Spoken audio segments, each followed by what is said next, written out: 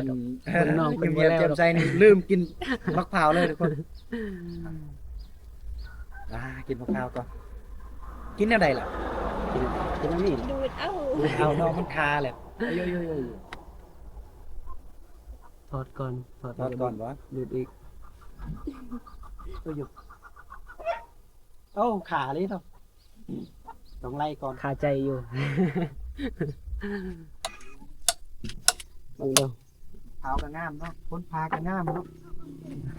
นี่เนาะเขาก็ได้แวะเก็บมะพร้าว แต่ละมื้อก็ขายดีอยู่ว่านั่น บรรยากาศ เขาได้ขายอยู่ย้อนน้ำตาลเนาะ นี่เนาะ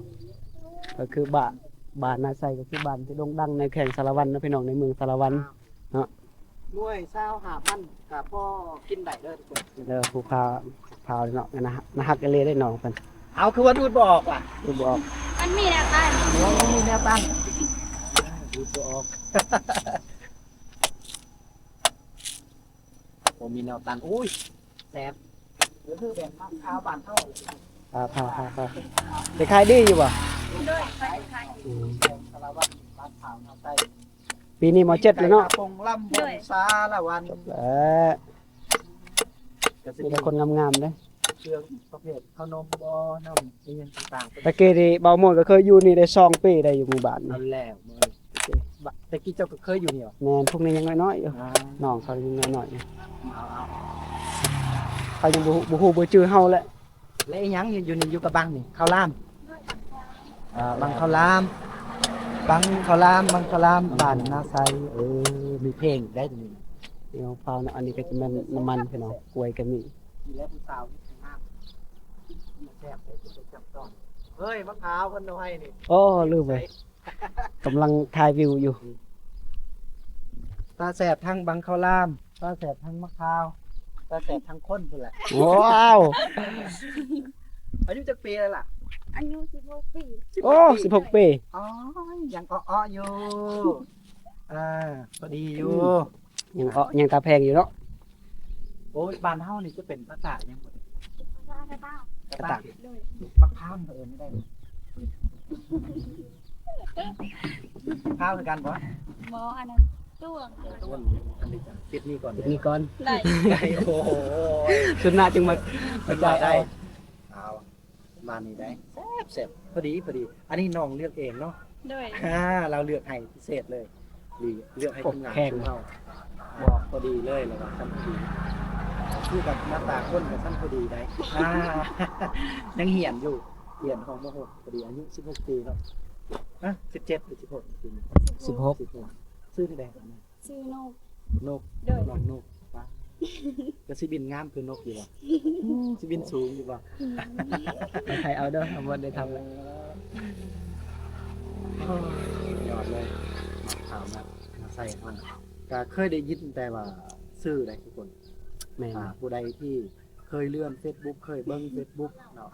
ก็สิเจอมักข้าวเนาะใส่เนาะสิกับผู้ใดมาสารวัตรก็สิได้เห็น นี่เนาะก็บ่มวยอยู่กับเบาคมเด้อ ซโน่พุ่นแหละเฮ้ยบ่แม่นเซโน เฮาสิโนลืมฮอด ปิ้ สิ ง โน ไก่อีหยังเกาะหน้าป้งอีหยังฮอดเซโนก้อย เซโนมันขึ้นกับสวรรณเขตเอาผู้ที่สุดก่อนเทื่อก่อนนี่ไอ้เห็นบ้าวแม็กมาเนาะเลาะตลาดตะลี่แล้วก็บ่ได้มาแหวะมาทานกันว่าเราซื้ออยู่พุ่นเนาะเราไปเลยเนาะ อยู่หาซื่อๆไปเลย แต่เราแหวะอยู่นี่แจ่ม หัวตลอดเลย ไอ้มาแหวะกินทุกมื้อได้บ่ ได้ ได้บางมื้อก็กินมะพร้าวบางมื้อก็สิมาแวะมาชมนางงามก็ได้เนาะ ต้องกินมะพร้าวก็ได้เบิ่งนี่แล้วก็อิ่มเลยแหละ ทางใดก่อนเด้อไปล่างนี่บ่ หมอเพื่อนอยู่ใน อยู่ในไป อยู่ ทาง ใน ทาง บ้านด้วย อันนี้เพื่อนพี่น้อง ด้วย และหานี่เฮาเสาบ่รู้จะได้ บอแบบซื้อดินแล้วก็ต่างหากอยู่ โอ้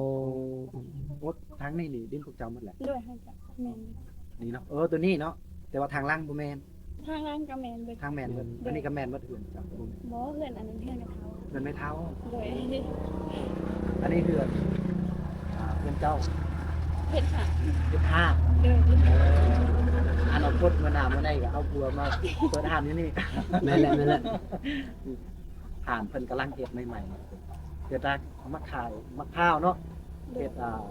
น้ำปั้นหรือว่าน้ำมะพร้าวอยังต่างๆคนมาขายก็วางได้เลยเพราะว่าทำเลอยู่นี่ได้เลยทุกคนเพราะว่าจะ เบา เป็น มวยก็บ่ได้เว้าเนาะ ทางดำ ฟังแต่เบาคม ไป เบา เมืองสารวันแล้วก็ไป เนี่ยไทยเอาเด้อ ท่าแต้งแฝงใส่กองกับพี่น้องทางฝั่งไทยก็อยากมาซิมมักพร้าวหน้าใสก็มาได้เด้อทุกคนเด้อนะถ้า มักตัวแก่แล้วมักตัวอ่อน ถ้าบ่เชื่อยานว่ามักพร้าวบ่แซ่บหรือว่าแนวใดก็สามารถไปเบิ่งช่องใหญ่ได้ช่องบ้าวแม็กเพิ่นก็เคยมาซิมแล้ว อ้าว ไปอยู่บ้านเลย เฮาอยู่สมวยแต่ว่าอยู่สารวันโดนแล้วโหหลายปีแล้วอยู่สารวันบ้านเดียวกันนี่แหละเนาะเนาะตัวเมืองเลยสารวันและไอ้เฮ็ดได้คลิปนี่แหละเฮ็ดYouTube เฮ็ด Facebook นี่แหละพอดีเห็นสาวงามก็อดบ่ได้แล้วต้องได้แวะเมื่อ นี่ กี้ ไงได้เบิ่งไว้ กลายไปในหนึงเนาะเห็นเนาะเอากลายไป เห็นอยู่ เห็นอยู่แวบๆอยู่ แบบแล้วก็กลับ ก็ คื เล น ย อีก กลับคืนวันนี้เอาเบิ่งผลงานทางพุ่นแหละทาง FC ฟ้าเนี่ย ไอ้ที่ไปเสร็จแล้ว ไอ้คิดว่าสิไปท่าแต้งมื้อนี้ไอ้สินอนท่าแต้งท้ายเลาะชนบทบ้านกันดอนบ้านทุ่งหวายก็ได้ยินเขาว่าบ้านกันดอนงามมีผู้สาวงามเลยครับสบายบ้านทุ่งหวายก็งามเลย มีทุกบ้านแหล้ว มีทุกบ้านแต่บางทีหน้าตาแบบ ต่าง ใจ กัน ดี เนาะ คือ นั่นแหละ น้องเพิ่นน้องนกก็ใส่บ่ได้เลย เอาทุกคนเราสิกินมะพร้าวก่อนไปแล้วเราสิเดินทางไปพุ่นแหละนะเอาสิไปบ้านกันดอนนะครับไปบ้านทุ่งหวาย นั่นแหละ เอาจะบ่กินบ่ ที่แล้ว กินแล้ว ด้วย ขายเลยกินเลยเนาะว่ายามเราเจ้าจะกินใครจะเอาอีกมื้อนึงให้เจ้า น้องกินแล้ว เรากินแล้ว นะฮักอยู่เลยเนาะเสียงปากเสียงเว้าของน้องเพิ่นเนาะคือว่ามวย ตวง กัน เนาะแม่นบ่สายจอตวง แมน ภาษากะตางนี่กินข้าวนี่แหละ จะได้เหยอีก จะโดย ด้วย กินน้ำ เหยเด้อ หน่อยเด้อค่อยนี่เอิ้นอะไรค่อย เก่า เก้า เก่า มีแต่เบามวยก็ เก้าไป บ่ได้เว้าเด้อ แม่นบ่ ฝ่ายเบาคมเว้าแล้วก็มีแต่ทายเอาเนาะ เก้าไป ถ้าผู้ใดอยากมากินหรือว่าอยากมาซิม ภาษากะตาง มะพร้าวอยู่บ้านนาไซหน่อยเนาะก็สามารถ ไม่ เก้ามันไป มาซิมหรือมาเบิ่งน้องเพิ่นเลยเนาะเพราะว่าน้องเพิ่นตอนนี้ก็คือพักจากโรงเรียนเนาะพักแรงก็เลยมีโอกาสในการ ขายเครื่องซอยพ่อแม่เนาะ สอนได้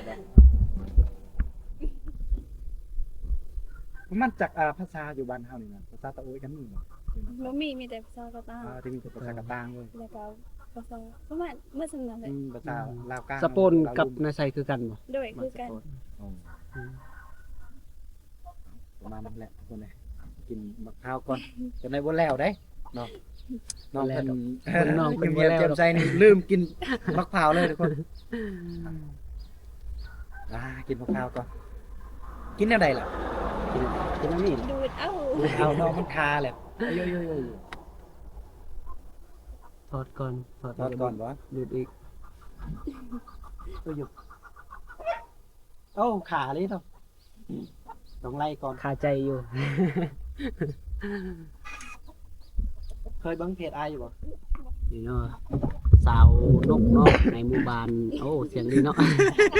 ในหมู่บ้านนาไซน้อยเด้อ มัน ก็ ขา ได้ที่เที่ยวไปเที่ยวมาเนาะหรือว่าไปสารวัตรเนาะหรือว่าลงปากเซก็สามารถมาแวะมาซิมหมักเผาของน้องเพิ่นเด้อน้องเพิ่นก็ใจดีเด้อแล้วก็น่าฮักเนาะตอนฮับดีเวลาเอาไปเนาะเอากับกายอยู่แต่ว่าก็ได้ร่วมกับผมบ่ไปซิมเบิ่งหมักเผาน้องเพิ่นก็เลยได้เข้าไปซิมเนาะโอ้ก็แซ่บไปเลย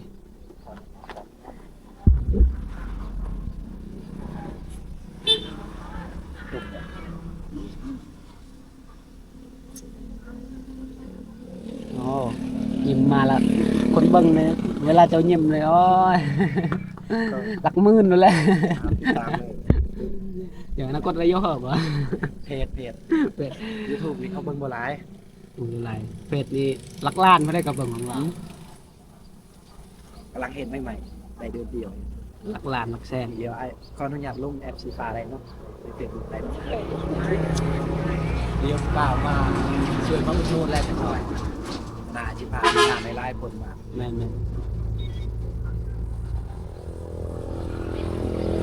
หมูหวานเจี๊ยบเสียไป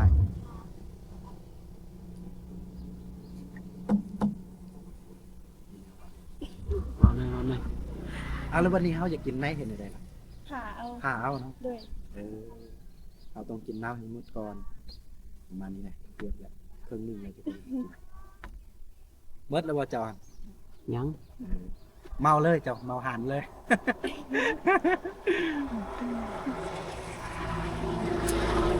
เคยมีลูกค้ามานั่งอยู่นี่มั้ยเคยซื้อเลยกัน มี นี่เนาะ ด้วย ส่วนรายลูกค้าทางเขาโอ้ย แถวแถวเซกล้องแล้วก็แถวทาแต่งเลยแล้วก็แถวอยู่ในเมือง ในเมืองเนี่ย ด้วย ป้า แล้วก็แถวปากซองเนาะ ปากซองนะ ด้วย ปากซองเด่นเนาะก็ยังมากินมะพร้าวนะใส่ แม่ โอ้โหเป็นย้อนว่าหน้าตาน้องงามมั้งข่าวจริงนัง มาเด้อผู้ใดอยากเบิ่งน้องเพิ่นเด้อ ถ้าคนอื่นก็จะอยากมาลิ้นแหละมากินมะพร้าวมานั่งอยู่นี่ก็ยินดีต้อนรับ ด้วย ผู้บ่าวรอผู้บ่าว ผู้บ่าวคือลายเด้ เป็นสี่กันยินดีต้อนรับบ่ บ้านฮาเบิร์ด ส่งเสื้อเปื้อนนี่เด้ตันทับ ด้วย ใจดีได้ ใจดีใจดีใจดี นี่แหละแม่ขานใจดีปากความ ส่งเสื้อเฮานี่ก็มีแต่ขัดเพิ่นนี่ก็มานั่งได้พอดีน้องเพิ่นก็ต้อนรับดีได้ผู้ใดเลือกมาคนเด้อ แสบด้วย มารถ น่าใส่โอ้ขัน ได้ไปเลย มะพร้าวแซ่บปลูกเองมานานหรือว่าได้ไหน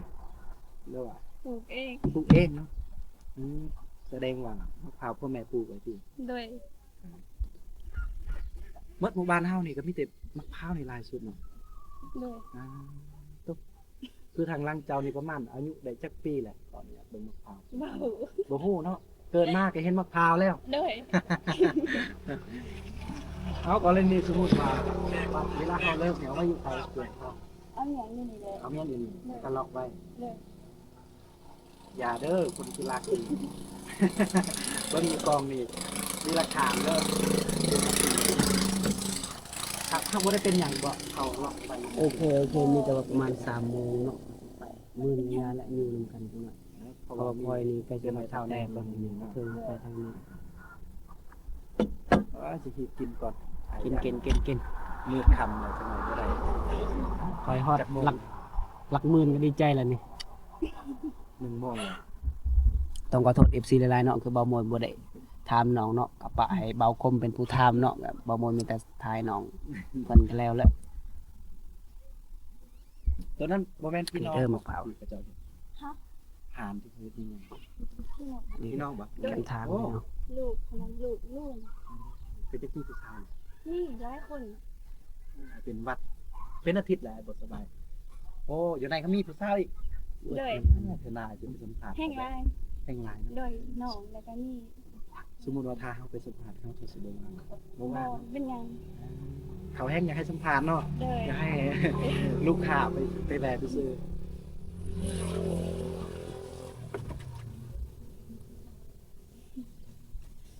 ดูแท้ดูหลาย พายอ่ะเราพาได้บ่ ด้วย ใช่น้องเพิ่นพาได้พอดีเขากินน้ำหมดแล้วพอดีอยากกินเนื้อ กินน้ำหมดเดี๋ยวกินเนื้อต่อ เอาเลยล่ะ เอาสุดสีมือเจ้าเลยเฮ็ดแซ่บๆอีกคือเก่าเป็นภาระให้น้องอย่าด่ามาเลยทุกคน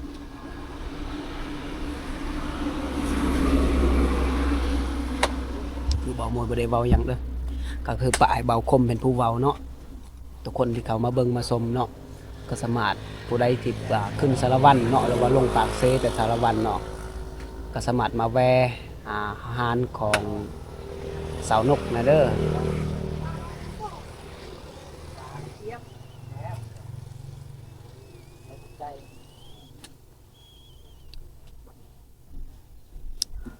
โอ้ นี่เด้อ มันมีบวงจะเตรียมพิธีเรียบร้อยแล้ว หวานเจี๊ยบ เห็นไหม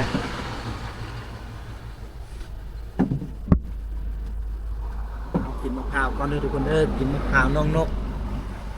นี่ไอ้น้องกันจะคนล่ะ มี3คน 3 คนผู้สาวหมดบ่ มีน้องชายผู้เดียวแล้วก็น้องสาว แสดงว่าเจ้าเป็นลูกกกเนาะ ด้วย โอ้ ยังโสดบ่น้องสาวโสดน้องชายได้สร้างตัวแล้วบ่ยังคือกันอ่า โอ้เราหักอายุ 16 ปีเนาะ น้องสาว น้องสายกันน่าจะเป็น 14บ่ แม่นประมาณนั้น เราว่า15นี่แหละ น้ำอันนั้นอาจจะไปลิ้นฮอดเฮือนได้บ่ เคินแล้วได้บ่นั่ง ได้ ได้เนาะโอ้เพื่อนเพิ่น ระวังเด้อว่าโสดจังหน่อยแฟ พ่อน แม่ ไปเห็ สิ น บ่ แน่ เว้าเนาะถ้าสมมุติว่าอายไปฮอดเพื่อนก็แม่บ่เว้า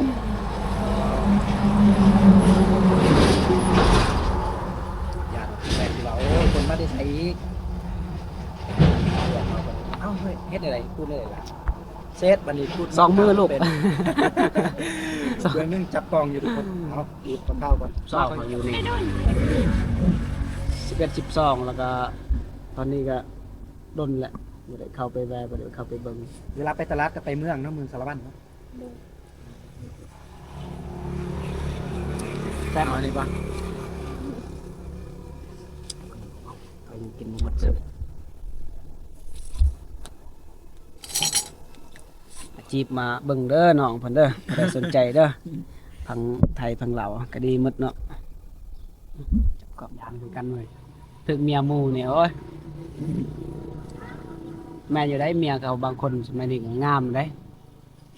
สมัยนี้มันทันสมัย เอา เนาะ เป็นหยังเนาะเอาเฮ็ดคอนเทนต์สัมภาษณ์เอาขายจังไดมะขาวอยู่ บ่แม่นว่าสิไปจีบเนาะ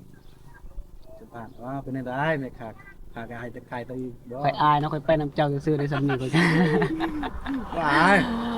บ่มวยเป็นคนขี้อายที่สุดคันไปนำหมู่นี่ยังใครแน่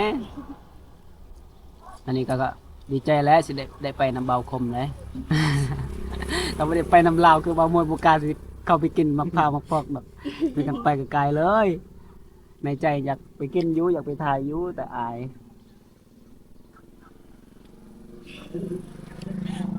มีเพจผู้หนึงจะเป็นคนลาวน่าจะเป็นคนสารวัตรลามักเลาะตามทางเอาลงป้ายบ้านเอาลงบ้าน คอยเห็นคือกัน อ่า คอยลง จังน้อยเขาก็สิถ่ายเขาสิถ่ายรูปปลายบ้านแล้วก็สิถ่ายรูปน้องนี่แหละ เห็นมีกันเนาะเพจลาวเนาะคนติดตามเท่าไหร่40,000บ่ ไล่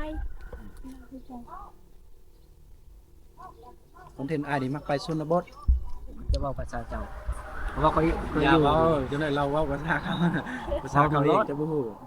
ฮู้ในหนึงเนาะ ฮู้สำยอกได้ ก็เคยได้ยินอยู่ว่าภาษาสมุย บอก ครั้งแรกเลยวะ เลยครั้ง โอ้ แรก แรกเลยว่าบ่เคยมีคนสมวยเข้ามากินอยู่นี่บ่ นี่คือกันแต่ว่าเขา บูวาว เคยบอกว่าน่ากลัวคือกัน คือสมุยเป็นภาษาเดียวภาษากระโดภาษาโคเราคือกัน เข้าใจกันหมดนะ ถ้าเบิ่งในเฟซอ้ายก็ได้ยินแต่ภาษาอ้ายแล้วภาษากระโด สกระโดกระโด อันนี้เรากินมะพร้าวที่เรียบร้อยได้40,000น้อง กิน เนาะ หมดเลย ต้องทางแสบทางหวานหวานทางเนื้อหวานทางน้ำไปแหละก็หวานทางเจ้าของหยำยิ้มแย้มแจ่มใสจังซี่แหละทีมงานเฮาก็เลยยักแว่ คิดว่าเทื่อหน้าไปเทื่อหน้าก็สีบ่ไกลไปไกลมาหามองเพิ่นน่ะ มาแวะมาอุดหนุนคือช่วยเพิ่นแหละสื่อน้องนกอยู่บ้านนาไซน้อยเมืองสารวัตรแก่งสารวัตรขายมะพร้าวทุกมื้อเนาะ อ่านในติดแคมทางไว้เลย ขายงามทักแรงขายก็ไม่คือเจ้าได้อยู่คือตลอดเลยบ่ได้ไปใส่บ่ บางทีกับแม่คล้ายแต่ไม่เคยเข้า แต่ว่าเฮาเที่ยวตลอดนี่ก็บ่เคยเห็นปานใดนะนี่ ไม่เคยเห็นคือการหากระดินมาเลย แม่นบ่โอ้ถ้าไม่ได้เฮาเที่ยวทุกเดือนทุกกัน แต่ว่าบ่ มัน ได้ คื เที่ อ ยว แบ แบบ บ โอ้บ่ได้เดียวใช้บ่ได้แวะเหนื่อยเลยนี่แวบๆเห็นโอ้ยคนงาม มาแวะคนงามมันก็ เดียวแล้วก็ บางทีทุกคนอาจจะเห็นในกล้องธรรมดาด้วยว่าตัวจริงโอ้ยงามเราก็งามข้างภายในนั่นแหละมีเนียนเตรียมใส่เราทักลูกค้าใจดีเนาะอนาคตนี่ก็ว่ากันไปแหละเจ้าก็ลินเพจบ่นะ ลินยู ชื่อในเพจเจ้า ชื่อโนกคือกัน ภาษาอังกฤษ โดย แล้วเลยภาษาอังกฤษให้มึง สมมุตินะสมมุติถ้าไปแข่งแบบเอาภาษาอังกฤษถ้าผู้ใดเขียนเป็นอันใดภาษาอังกฤษคนนั้นสิชนะเจ้าเลย แล้วเลยไอ้ตกรอบเลยแต่นี้ แล้ว A B C D ก็ยังบ่ฮู้ไง ชื่อนกได้ทุกคนถ้าผู้ใดฮู้ภาษาอังกฤษก็เขียนได้เนาะ เขียนเลยเด้อ นกซื่อ โนกคือสื่อน กแล้วก็เห็นอยู่แล้วเนาะ ๆโอเค สวัสดีข้างนอกพี่น้อง ตอนนี้ก็คือเบามวยสิปิดคลิป คลิปนี้ก็จะบ่ยาวจะบ่สั้นเนาะพี่น้อง ก็คือตอนนี้เบามวยก็ ได้ทายน้องนกเนาะอยู่ในบ้านนาไซน้อยเนาะแต่ว่าตอนนี้คอยกับคมก็จะเดินทางไปท่าแต้งเนาะก็ฝากพี่น้องผู้ใดที่กายไปกายมาก็สามารถมาอุดหนุนน้องเพิ่นได้เนาะพี่น้องนี่แหละบรรยากาศ อย่าลืมถ่ายได้ก่อนอย่ามาโอ้ยเห็นไปอีกปุ๊บ